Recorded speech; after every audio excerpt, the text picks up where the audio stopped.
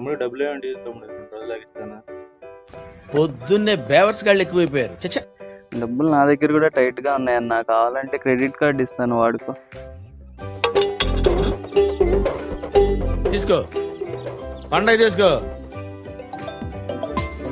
అంటే ఎవరి కొత్త నంబర్ నుంచి ఫోన్ వస్తుంది.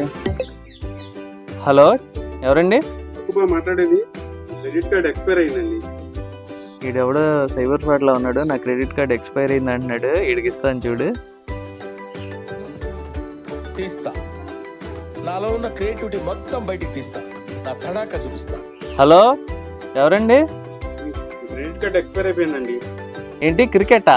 క్రికెట్ కాదు, మీ క్రెడిట్ కార్డ్ ఎక్స్పైర్ అయిపోయింది. డేట్ ఎక్స్పైర్ అయిపోయారా? ఎవరండి? నేను బ్యాంక్ నుండి మాట్లాడుతానండి. బంకా? ఏ బంక్ అండి?